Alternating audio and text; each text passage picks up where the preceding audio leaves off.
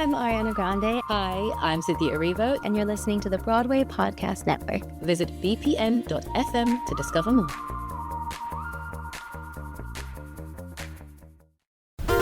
There's a cat over here. There's a cat over there. And the wrong one died. And the wrong one died.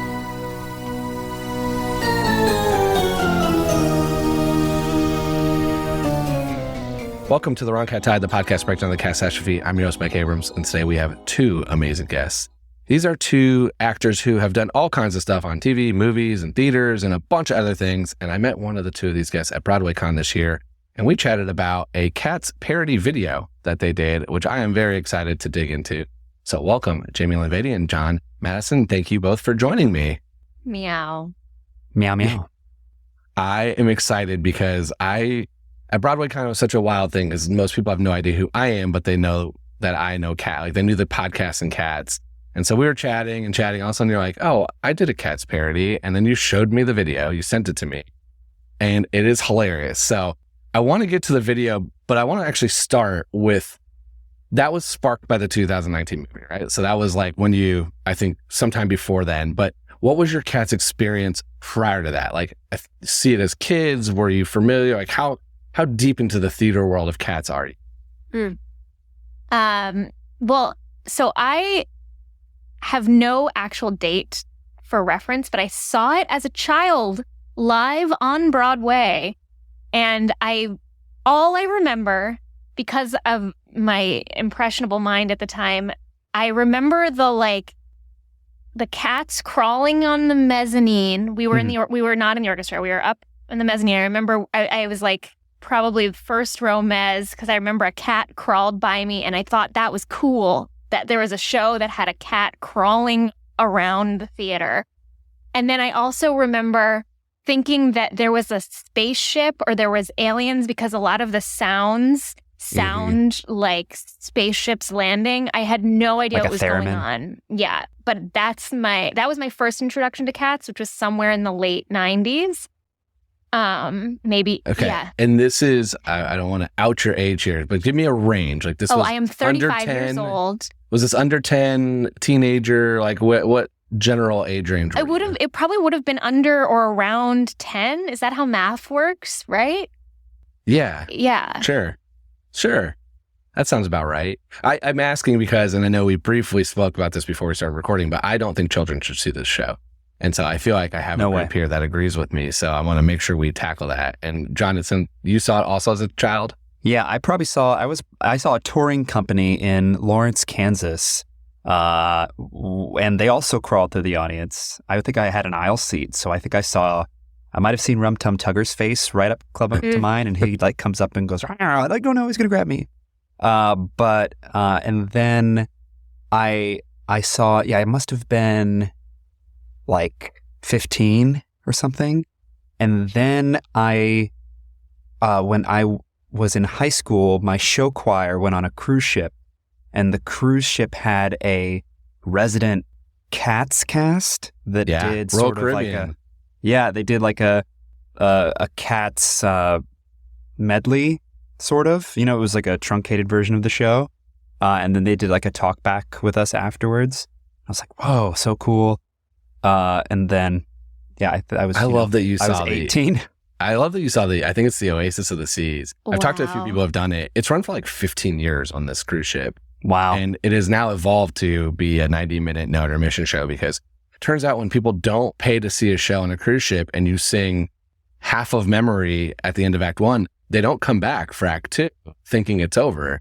So they had to adjust. So it's really cool that you got to see a version of that. Wow. What a unicorn. So you saw it. Did you,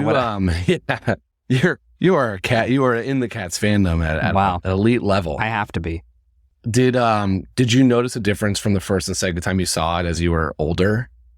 I didn't. No, I don't think so. I think the biggest difference I noticed, it was the second one, was the one on the cruise ship was definitely shorter, and they didn't have all the interactions with the audience. But I don't remember any other differences other than that. It didn't pick up all the different sexual parts that should go over a child's head that are very aggressively put in your face as an adult? They definitely went over my head, and until later, it was only later that I realized that that there was an orgy in the show. Also, I realized, coincidentally, I also saw a touring production of Rent around the same time, and that also has sort of an orgy in the show. And in both times, I was completely oblivious. Mm-hmm. But this is not a turned real out podcast. just fine, I'm just saying. and I saw it as a child. And I will also say, since memory has been brought up, I grew up singing at the piano with my dad. He had a big fake book of tons of musical theater songs, and as that 10-year-old child, I sang Memory, having no idea what it was from or what it all meant. But that's one of the songs that I know so well in my core, simply because I've been singing it since I was a child, which makes no sense. But my dad liked it, and he was like, "Hey, come sing this song." And it was like, I even think we performed it on a cruise ship talent show as like a father-daughter Whoa! act, Wow. which is really strange. Did you win? I don't remember, and to be quite honest, it's not about winning. It's about the memory. so no. The whole show is about winning. Yeah, it is. The talent show wasn't about winning. Okay. The talent show on the The cruise talent ship. show is like, oh, everybody has fun. I got it. Mhm. Yes. I love that. Yeah, Points don't matter. It was the only song I knew in the show as well when I went. I didn't know it was in the show. It was like, oh, I know this song when all of a sudden they start singing. And I realized it is my mom is a music teacher. She plays piano, and the tuner uses Memory as the song after he's done to make sure it's tuned. Oh. And I never pieced that together until after I've been doing this podcast, and I was home during COVID, and all of a sudden the guy tuned the piano. I'm like, oh, he's playing Memory. Does he know that like I'm here? Like, is this for me? That's funny. Nope. Turns out that's the song he plays. So that's really cool. So you got to sing it growing up with a little family moment. With absolutely no context or reasoning or understanding why. Didn't know what the song's about. No. Which a lot of Cats moments. Okay, so I want to talk about your YouTube video. This is how do we say it? Spadattimy? That is correct.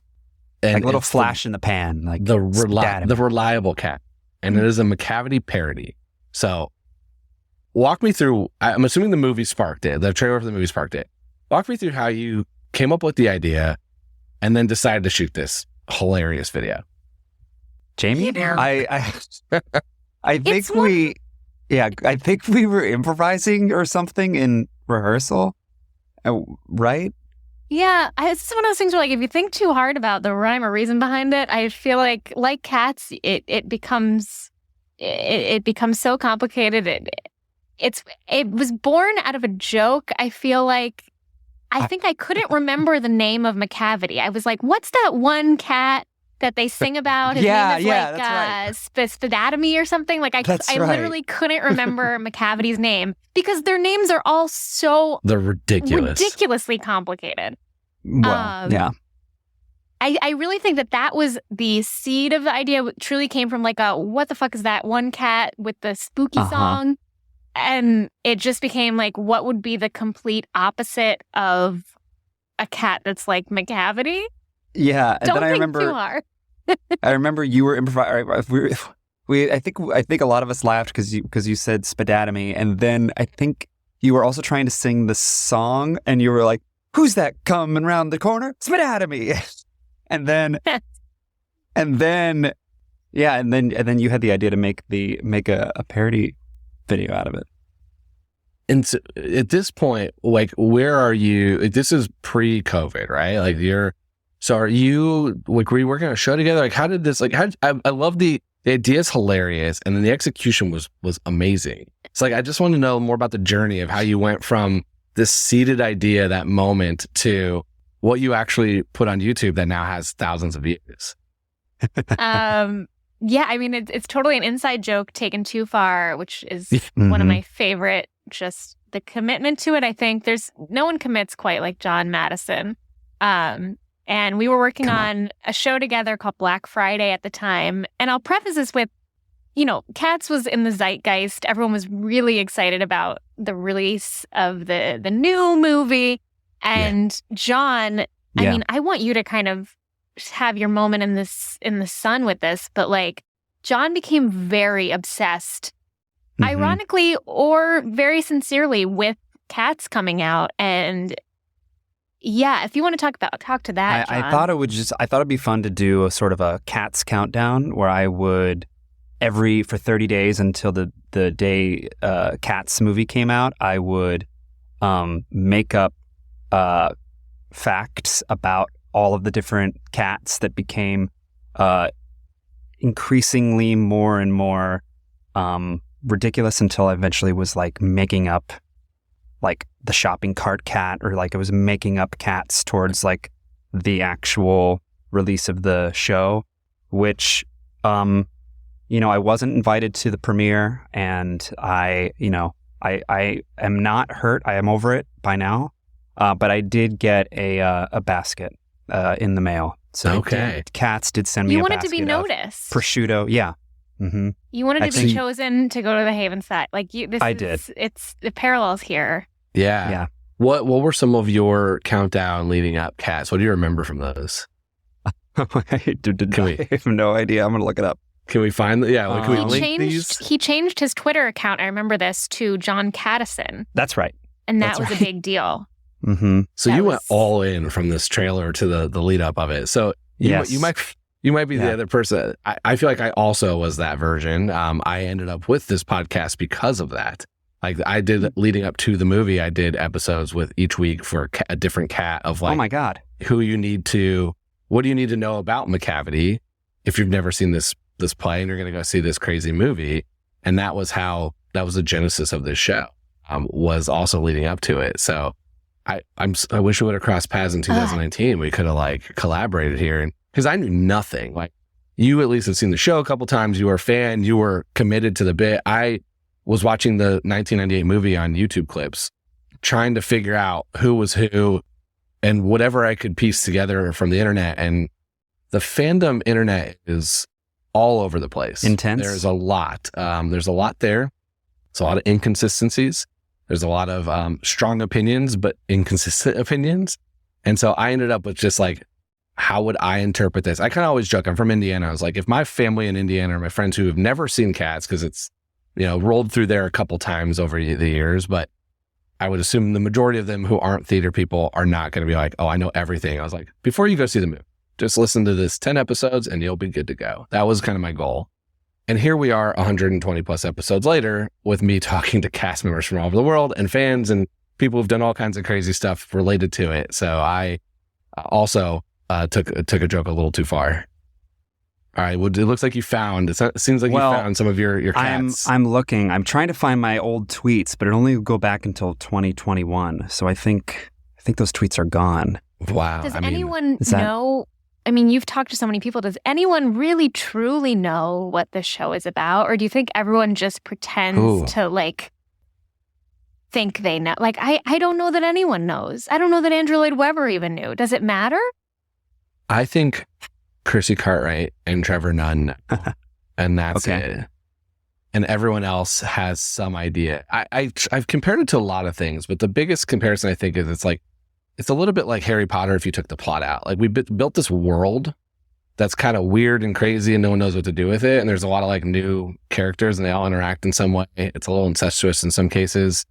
But there's not a straight plot line. And that's where, as someone who loves sitcoms, this was like Oh, the yeah. worst show for me to watch because it's the opposite of that. It's like, we're not going to give you a lot of closure or any idea of what you're watching.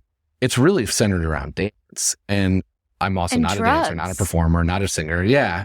Well, drugs would have helped. I feel like if I would have saw it with drugs, it would help me Yeah. understand it better, but I didn't. I went to a matinee like randomly on a rainy Saturday.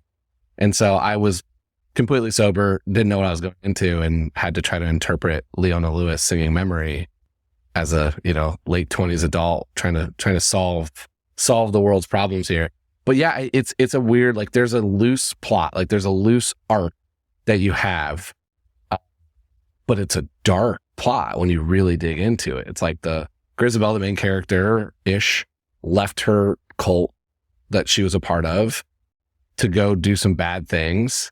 And then there's one cult leader who potentially could be a serial killer, comes in, is going to murder one of them at the end. Maybe it's a positive thing. Maybe it's a negative thing. They have a big orgy in the middle and then they kill one. And that's the pretty much the story in 30 seconds. So it is kind of strange. It's an easy punchline. It's an easy joke because it is so weird. But at the same time, if you're a performer, it's like you get to do this like amazing choreography from either Gillian Lynn or Andy Blanken, like two very well-known like people, and you get to sing some of these iconic songs. If you're me in the audience, I'm like, oh, there's cats around me. That's scaring the living daylights out of me. And then I'm watching what clearly looks like two people about to do it on stage. And then one being, it seems sacrificed from a cult. So I kind of watched the same thing. Being like, what in the world did we just put together? Like, how did you come up with this as an option? Yeah. And it was the 70s and 80s. So I think the answer was drugs. Yeah. I mean, even as an actor, being in Cats, I would imagine it's very indulgent. You get to like have your moment where you tell the world what kind of cat you are. Like, it's very much like you get your moment to shine. And I think I'm sure every actor who has played all of the different cats probably, has a bit of a like main character complex. Like, there's a sense of like, they're all kind of the star of their own universe. Yeah. So how would you explain the plot if you were asked like, hey, I'm going to go see the Royal Caribbean version tomorrow or the tour, or it's overseas right now? What would you tell your friends of like, here's what you're going to go see? Either one of you. Who's got the plot? Well, no, I mean, I would say that, I would tell my friends this was originally a book for children that in the 70s was turned into a musical where each cat describes who they are, what they are, and why to some sort of mystical god leader who they have a competition where each of them, where someone is going to be sent to a mysterious place that they call the Heaviside Layer. I don't think it's heaven. I think they are just straight up killing this cat. And I don't think, I think we have a little bit of an unreliable narrator in Monkus Strap. So I think, I truly think that Old Deuteronomy is just getting rid of cats that he wants to get rid of. That's a deeper explanation than I ever gave anybody. Yeah, I was going to say, it's a musical. Here's some cats. Here's what they're all about. They love beauty. They love dancing. They love different things. They hate other things. And they're ultimately having an orgy and trying to have a cool contest. Who's going to out-cool the other cat? Like, who's the coolest cat? There it is.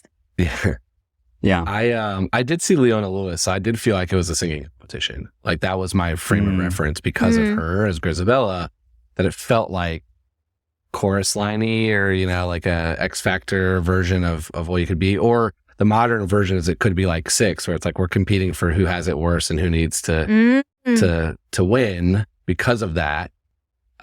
But at the same frame of reference, I'm like, that's a very strange thing where it's like, instead of $1 million or a Vegas show, you get to die. Yeah. Like you, or be reborn if you want to make it a little bit more positive. Like you get a new life, a new lease on life. But if you think about it, weird way to think about it. I had a thought just as you were saying that, like, so as a pet owner, like I think the world of my dog, and I just think she's the best in the world. And I could come up with 1 million songs about who she is and what she likes and her place in the world. And like, I could argue the case that she is the best girl in the world. And I feel like as a cat owner, they're like the cats in Cats kind of fall relatively into like the archetypal cat of all of the cats. And so I feel like it's almost like you're arguing your case for like my kind of cat, the cat that my pet is most like, is the best pet there is. And it's But do you don't want your dog to be sacrificed, do you? Like, that's the part that makes it weird. It's like, I agree with that. Like, hey, here's why I'm great. Here's more about me. And here's our quirkiness that is different. And this is why my dog or my cat's different. But it's like, okay, now that you've won, we're going to get rid of you. But I feel like it's getting another chance at life. Like it's being reborn. I don't see it as I don't see the ending as dark. Maybe I'm Do crazy either of for you that. believe there's any merit to like the theory that it's that all of the cats are currently dead and that it's that they're going to like from purgatory to heaven? Because some of the lyrics talk about some of the lyrics refer to cats in the past tense. Like this cat was, I'm not sure which ones, but some of I know like, I think Jenny Anydots, they refer to Jenny Anydots in the past tense. So this is, I love how deep you went in 2019, clearly to learn all these things. So I have heard this before, is that they are in between, like they're all already dead, and it's like the next layer. I've heard there's a lot of very dark like theories that could go there. Like there's also that Old Deuteronomy is purely just a serial killer. There's like some other like that's what I believe, cultish type of things. But I kind of love that you're thinking like, all right, they're all already dead. And one is gonna get like go to the next stage of. And cats are supposed to have 9 lives. Maybe this is like the in between the 9 lives. That's slightly more positive than what I really believe about Old Deuteronomy. But that could be it.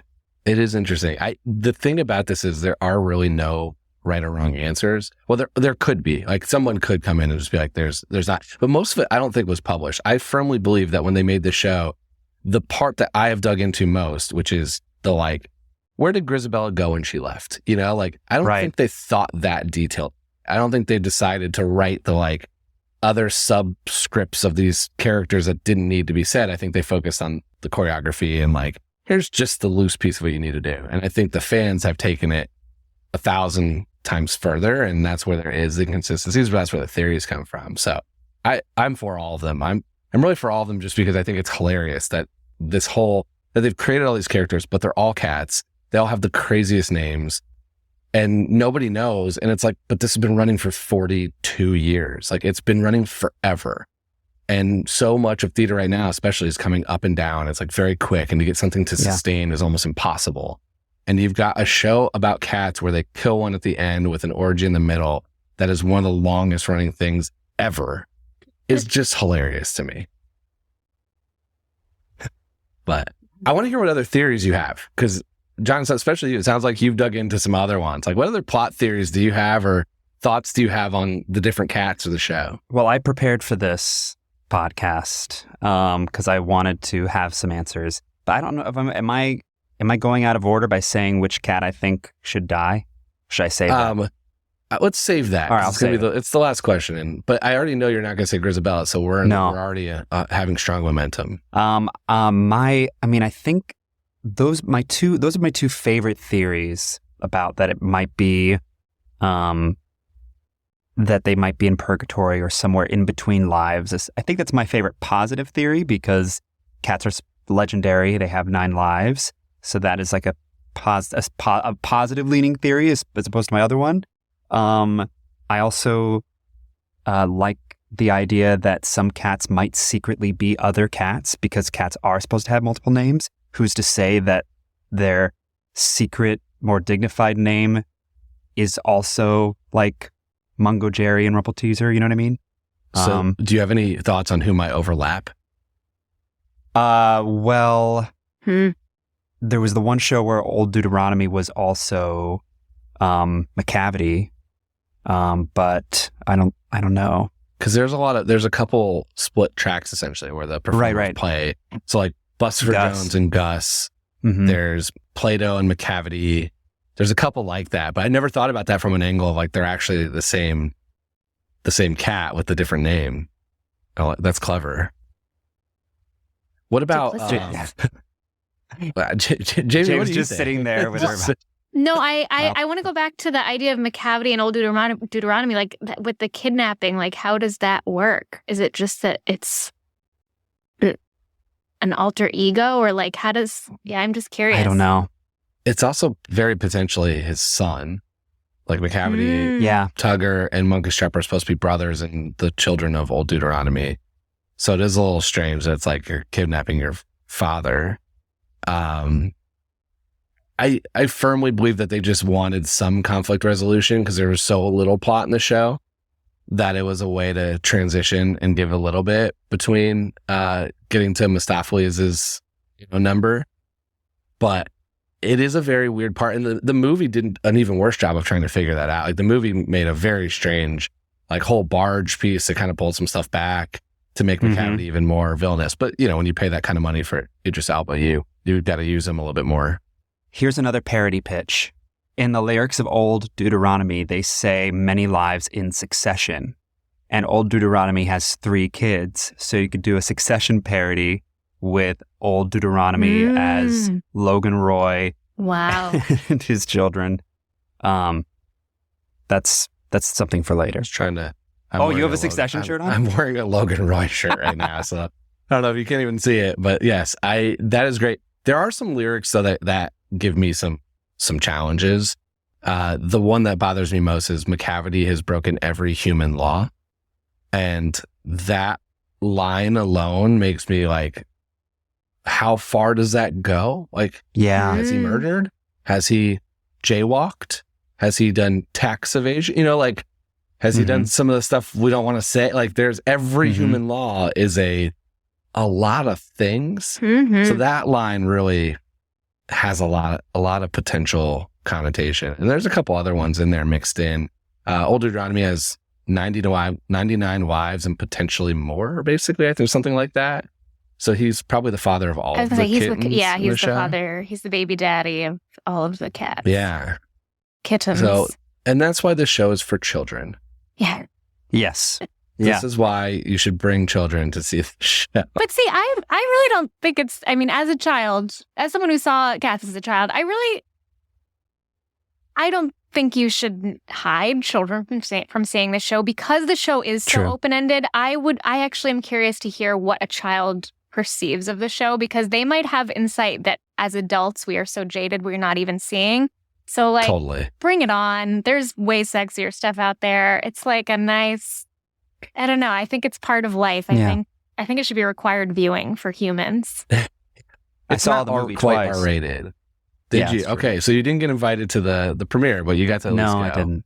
What was the crowd reaction in your theater? I saw one in a very full theater and then one in a very empty theater. And the full theater was like, I think it was the day after it came out or 2 days after it came out, and it was very, very fun. It felt like a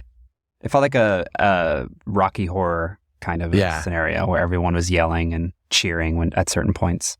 I saw it the day after the premiere. I also was not invited to premiere, but I was invited to a pre-screening, and that was all people that were press, relatives, family, friends. So it was like what I would call a pro Cats crowd.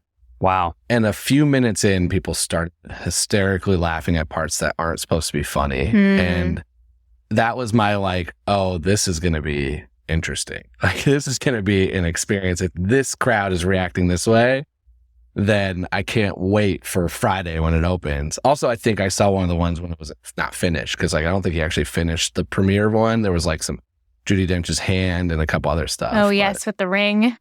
But yeah. I saw it in an empty movie theater. It was me and my friend Paul, and it made it all the more. It was a total out of body experience because already it's so wild to behold, and then to be in a humongous theater and the sound is like echoing through the space, and we were just alone in the middle of this theater.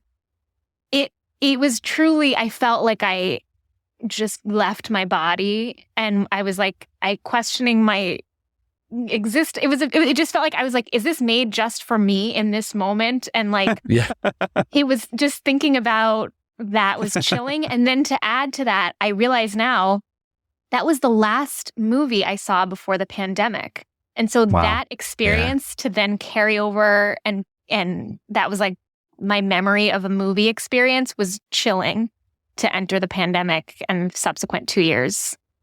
Yeah, I think it was the last movie I saw in theaters as well. And then the last thing I saw before I left New York was I saw Diana at the musical, like a day, like at the point where we were like, should we even be here type of day? But yeah, I went, and then I ended up flying out of New York for work and getting stuck. So that was, but yeah, it was a wild time. I heard a lot of friends that went and were in empty theaters. I did not hear many that went unless you went like, again, day one and you were clearly part of you were there because you were the audience. it was a lot of empty or not too packed of a crowd. It did not do the $100 million they spent on it, I believe. That's really, it's sort of sad. I wish it had. I mean, I know like I had criticisms, I guess, of the movie, but I like how much attention that they put into choreographing it and how much energy the cast had about the release. Yeah, I wish it had done better just for the future of musicals, filmed musicals. But yeah, I still actually believe there's a good movie somewhere unedited, like uncut, because they had such amazing performers and actors, and a lot of the stuff was actually I just couldn't watch the choreography because of the way he jump cuts across everything. I couldn't follow like the twins, who are really, really talented, and Victoria Howard. Like, they were really, really, Colton Krause. They're really talented people in this this movie, and it just was so weirdly edited. And then it also became a running joke. So I agree with you. I do wish it had a different.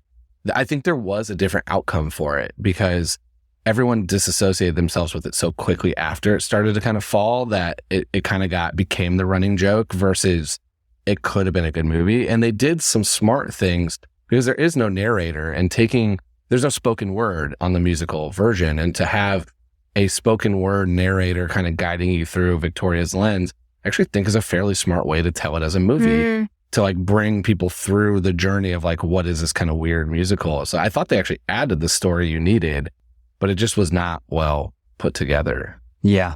I kind of think I'm honestly glad that it wasn't great. Like, I think that that's exactly what it needed, because it gave me hope for like real storytelling. And like, it's kind of nice. Like, I go like, it's weird and it made no sense. And like, it shows you what happens when people just say yes to things, and like the world sometimes just makes ridiculous things for no reason. And it's nice. I feel like Jennifer Coolidge said this recently in an interview, but it was something like, it's nice when there's like insane kind of shitty stuff out there, because it reminds you that like you can create good things. And so it's just nice to be like, people just said yes to this thing and we all just agreed. All these celebrities got behind it, and it wasn't necessarily great, but that's okay. It can be fun. Yeah. So, it can just be fun and dumb and delightful. Good has come out of it. Look, your YouTube video, this conversation doesn't happen without that movie in any capacity. And so we can at least claim that. I had the opportunity, I really regret this, but I had the opportunity to watch the movie without all of the green screen effects. Wow. Because I knew someone who worked at the company, I cannot say who, but it was around the time of it was winter, that pandemic. I just didn't, right before the pandemic, I didn't see it, but I wish I had. That was a huge missed opportunity. I think you should recheck out and see if there's still hey, do you still have this? Do you have a copy? Do you still anywhere? have this? Yeah, I'm sure you do. Somewhere a copy exists. That's what I was saying before about commitment. It's like, I just love that studios, actors, people just committed to telling this story. And like, even like, that's why seeing the green screen cut must have been so cool, because you just see everyone fully going all out, even without the benefit of CGI. How cool that humans agreed to do this.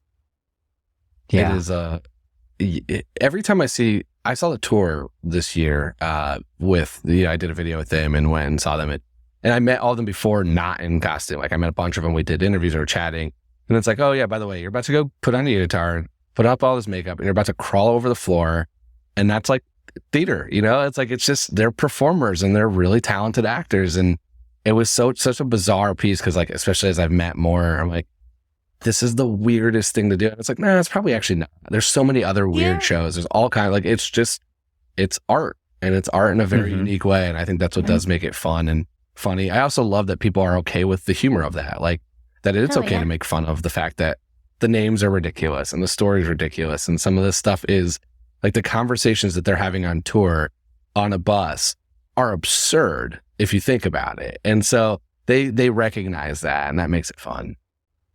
It's for dancers, I want- especially. It must be wonderful.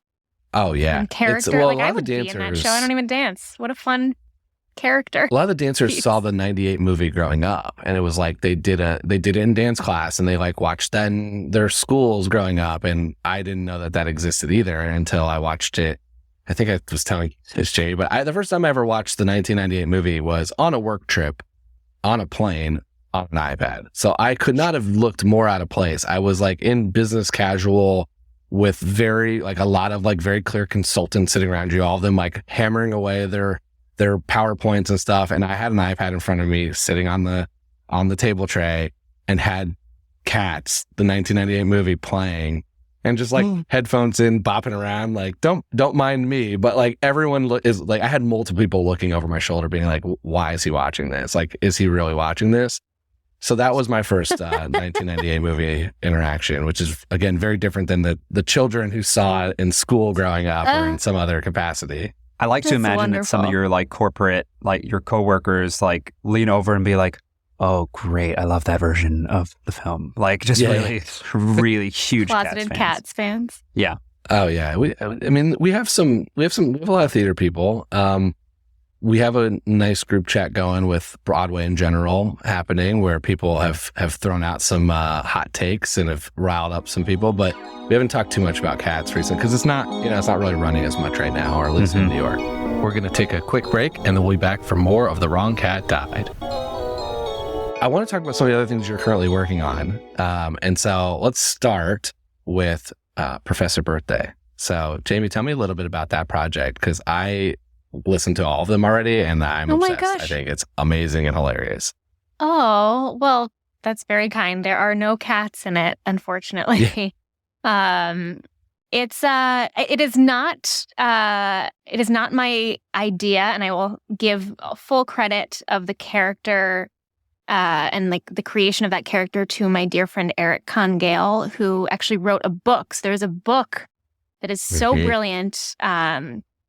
And it's a companion piece.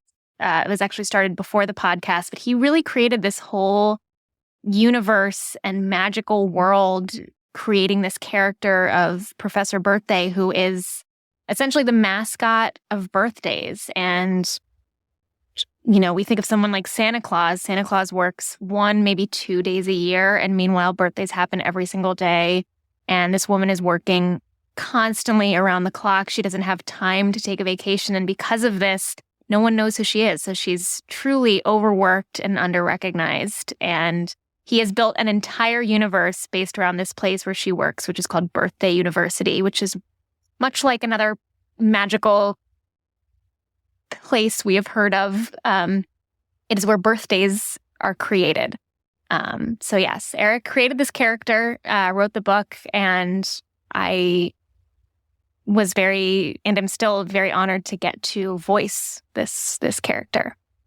And it is a podcast musical, so like you're singing songs for it and you're having a blast. It's hilarious. I hope people are doing it. And then you've also created this incredible TikTok, or there's a TikTok related to it that is animated the character and I have really enjoyed some of the memes too that you've kind of made. The one where somebody took the TikTok search bar and like ripped into it. Like, you're having a blast. Like, it's just so funny. So it's been really fun to watch like creative content related to musical theater on a different forum. Well, thank you. Yeah, it's the book started, then we decided to record the podcast, and we have all of those musical podcast episodes. The music is written by our dear friend Clark Backstresser.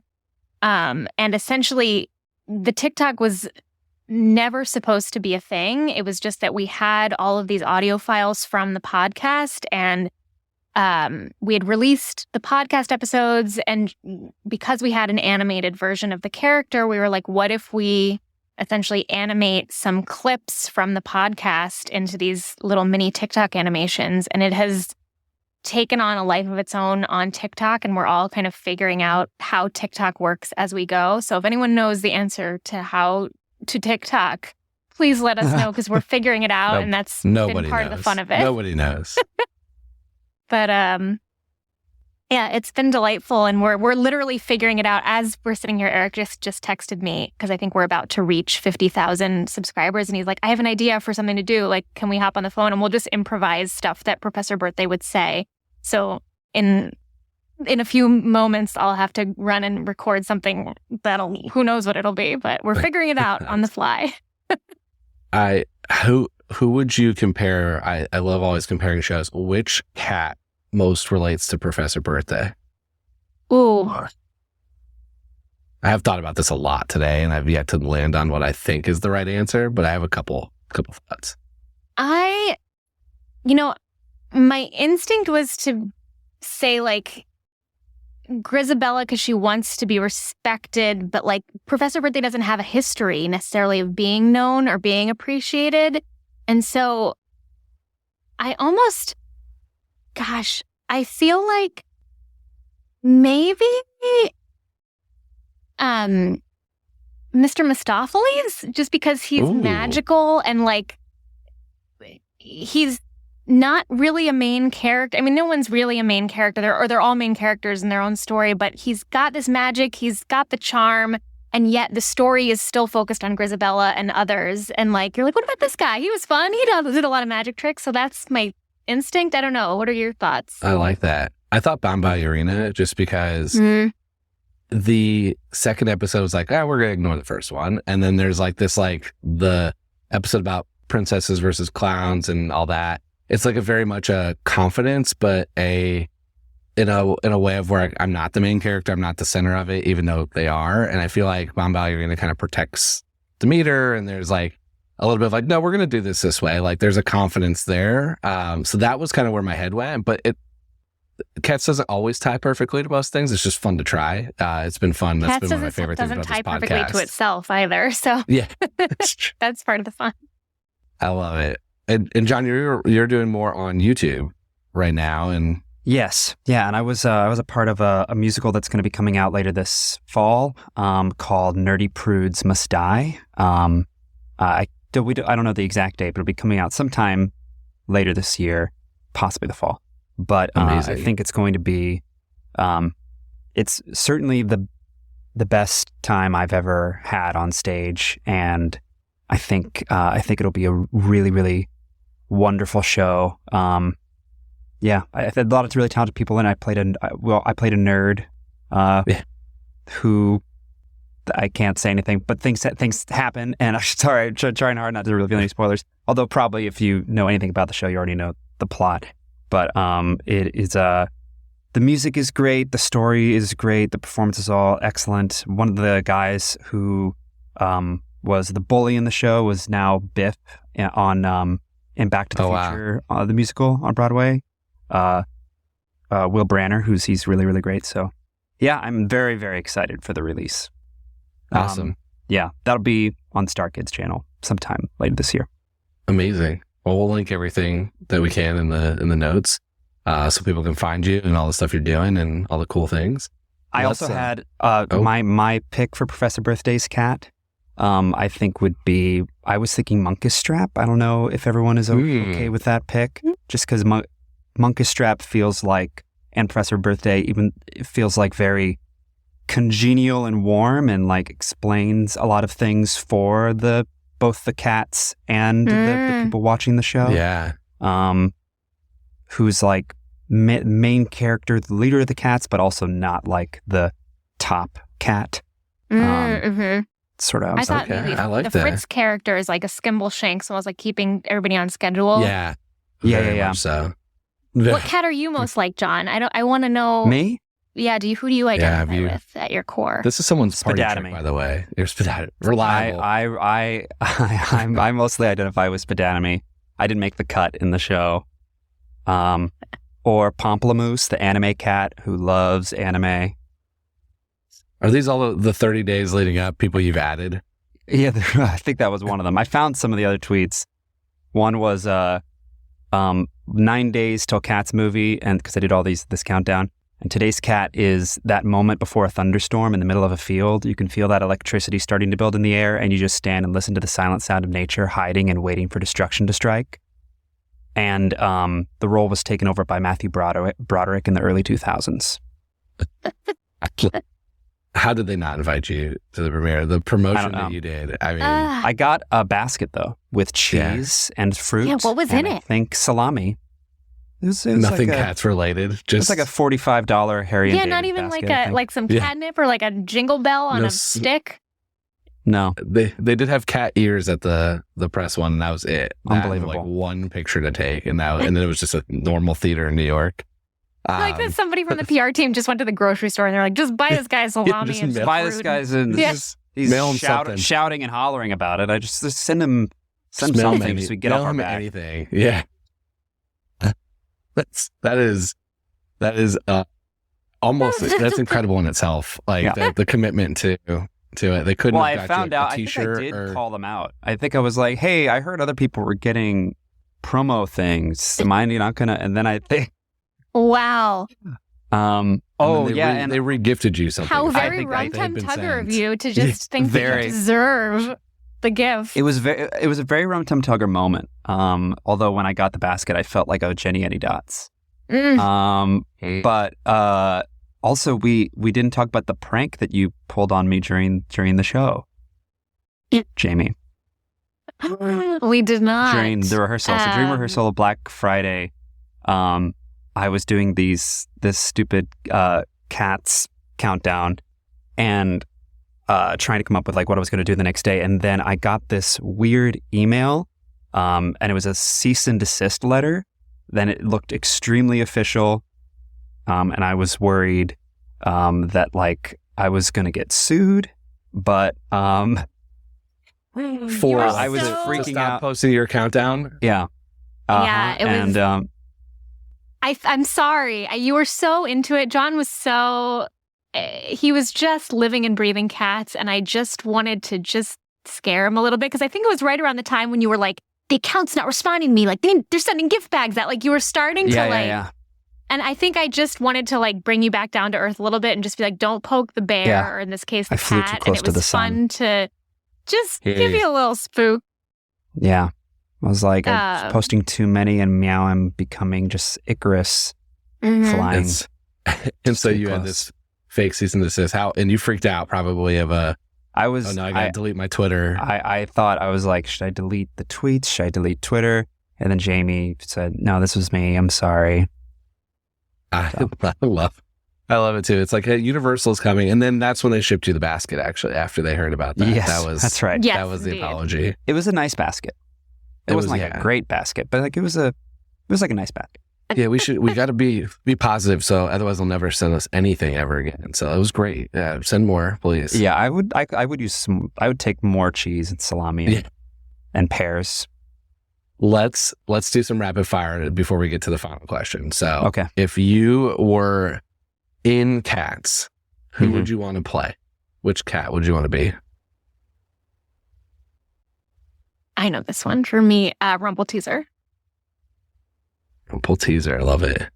They have probably the best song. It's the only one I remembered the first time I saw it. I also figured out why is because it's one of the only times that there's only the two of them on stage. Like every other time, there's like 8,000 things going on. It's a little bit of a sensory overload, but that song and Macavity are the only times where it's like really just two cats singing. So those are the two songs I remembered the time I saw it. But also they just repeat it over and over and over again. So it's fun. Fair. It's a great cat. Jenny Dots also Do you- gets to like sing and dance with cockroaches, and I feel like I do that all the time in my bathroom. So like in New York, that- that's just New York yeah, for you. that's just being in New York, sleeping, being lazy, and then hanging out with the cockroaches. I know this is rapid fire, but why did they change? Did you know why they changed that song for the movie? Jenny Any Dots? No, the Mungo Jerry and Rumple That's the Teaser British song. version. So that's actually the Oh. original. Okay, never And mind. I'm not a fan of the original. That was the British original version, and then the one that I think we all know is the current version. But the difference, like even the 98 or the soundtrack doesn't have Rumple Teaser singing at all, and it was because it just Mhm. depends on if they had a actress or actor, like either one that could sing. So most of the time now they both sing and dance, and they do the Got it. cartwheels. But yeah, it's a British version, and it's a complaint I heard from a lot of people that do not like that version of Mungo Jerry Rumpelteazer. Wow. I personally don't, but I also like it's because I only knew one and it was a song I enjoyed. So Yeah. changed one of the things I enjoyed. Hmm. All right, John, who would you be? I think I would want to be Munkus Strap or Narrating. Tugger, just because I think they do I'm not an excellent dancer. I'm not a very good dancer, so I think that just has more. Only does Munkus Strap do a lot of dancing, or is it mostly singing and narrating? Oh no, he dances dance a lot in the All right, other never mind. stuff. So if you want to not dance, you got to be Buster Jones and Gus probably have the least dancing. Or Old Deuteronomy doesn't dance a ton. Great. I don't want to be Old Deuteronomy. There's too much associated with that character. I don't think I too could. negative. Too negative. So I would be Gus. Or Okay. in this universe, I'd be an amazing dancer and be Munkus Strap. Yeah, I was gonna say we can suspend belief because I can't do any of this. I can't sing. I can't dance. So like, if you ignore that, forget gender, forget anything. Just who would you want to go on for one day as? Well, if I could do all the moves, Skimbleshanks, I think. Okay, I love it. We He's want to the build the coolest train. guy. Have the train built for you. What are your favorite and least favorite characters in the show? Oh, Mhm. I do not like Rum-Tongue Tugger. He's entitled. Okay. He represents everything that just entitled men, he can't be pleased. He's so full of himself. He likes this, but he doesn't like that. But he wants to hang out with the mice, but then he wants to be with a rat. Like, he can't make up his mind, but also he's so pretentious. It's an energy that I want to shut it down. I want to burn it down. He's very much like I a don't Kendall it. Roy, you know? Yes. Right. We're just gonna have to do a Succession crossover at some point. It's there. It's ready. Yeah, I don't like Old Deuteronomy at all. Okay. So father, son. What about who are your favorites? Either probably Jenny Annie Dots, just because of her whole vibe. Is like I was saying before. I really Okay. relate to it. And Macavity. Macavity. I like. I think my favorite is Skimbleshanks or Munkus Strap.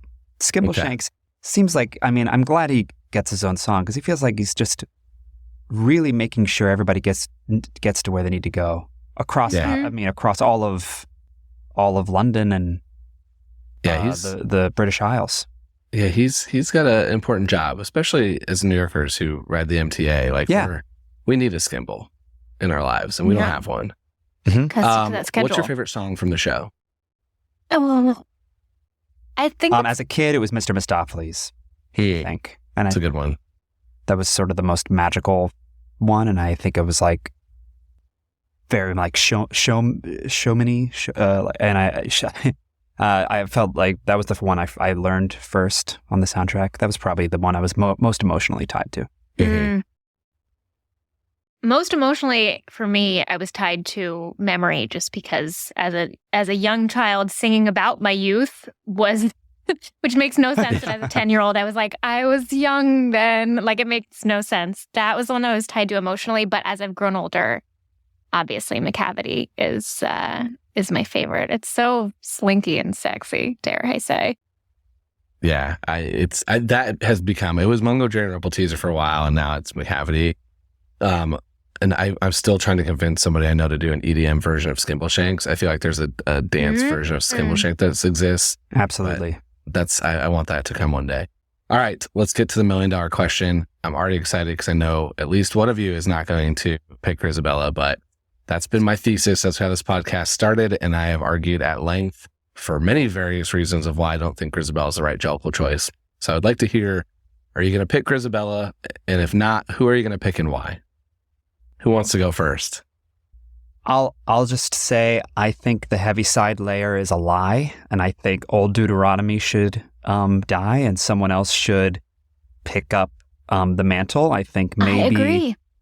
Yeah, I think I think it could end this cycle of, dare I say, abuse and manipulation for these Jellicles, and I think. Maybe Munkus Strap or maybe sort of a co-leadership with Rumpelteazer and Mungo Jerry. Maybe maybe they form a council where they actually have criteria. A democracy? Democracy, exactly. And I think maybe end the death portion for sure. Maybe he'd be voluntary. I think we currently have leaders who are too old running our government. Exactly. And it's very similar, to Mitch McConnell kind of a situation. So I think Old Deuteronomy should die. Yes. I mean, his time has to come at some point, right? So like, why not this year? I do like, my question though for you is it sounds like you believe when he's gone that it's not like Monka's Trap isn't going to just take over. Like you think that the murder is going to stop if he leaves. Like he is the problem. Like he is the one that's doing the killing. It's not a tribal issue. Well, if you look at the lyrics of his song, he's survived he has numerous progeny. He's survived many wives. I don't know, even though the song is very sweet, like if you just look at the lyrics themselves, like there's something sinister that seems to be happening there. So I think the cycle of death and rebirth might end with him. Interesting. I like this. So we're going to have a happier Cats 2 because we don't have to center it around murder at the end. We can just hear about their daily lives. Yeah, Cats 2 is just about napping and scratching and singing and meowing. Love it. Jamie, what about you? Who do you think? I was going to also say Old Deuteronomy, and it's interesting. He represents the worst parts of the patriarchy, and it's like he's old, yet he's respected. And here we have like Grisabella, who's old, and people think she's awful, and like they're like disgusted by her. So like he needs to die, and with him dying, rise up, and all the female cats, they come out to play, and we embrace that they're beautiful when they're old, and they don't have to be young to be cool. And like it is just really interesting when you look at like Gus and Old Deuteronomy, like those cats love them and they're old. Like, what's the difference? But like here, Grisabella's like, oh, you're ugly. Like we can't even touch you because like you're not hot anymore. It's so ageist, and it makes me mad. I'm sorry, but yeah, Old Deuteronomy needs to go. Death to the patriarchy. I love it. So I think the biggest thing that I agree with you on that is that I don't think she should be, if the arc is at redemption, why accept her back and immediately exile her? Like, let her have some time with the fam. Yes. Like, spend a year with your children that you abandoned. Now that they're welcoming you back. So I love it. I'm for an Old Deuteronomy finally going. He has to do it at some point. I think it seems like that's a consensus that he does at some point have to leave. There's some argument of who takes over, and it could be some kind of like twist where like, oh, you think the show is going to like go on as normal, but then like you could do it just in the staging, but like where all of the cats just step back away from Old Deuteronomy, and he's like, what? And then they force him onto the basket.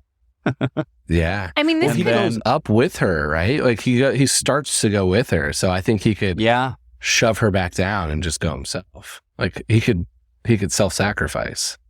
I don't want him to self-sacrifice. You don't want him to feel like that he's chosen. You just want him out. Like I want all of the cats to turn. Yeah, I was gonna say this should turn into Les Mis. Like it's like Cats 2 is just Les Mis with cats starting the revolution. Yes. Mm-hmm. That's all for it, except for British instead of French. Right. Yes. It's our British Revolution, not our French Revolution. Anytime anybody says that's anything that's not Grisabella, I'm like, yeah, I agree. I don't even need to hear a reason why. That's my goal. My goal is to slowly change the world of 42 years of cats to have a different ending, and I think I'm getting closer. But I think we should celebrate.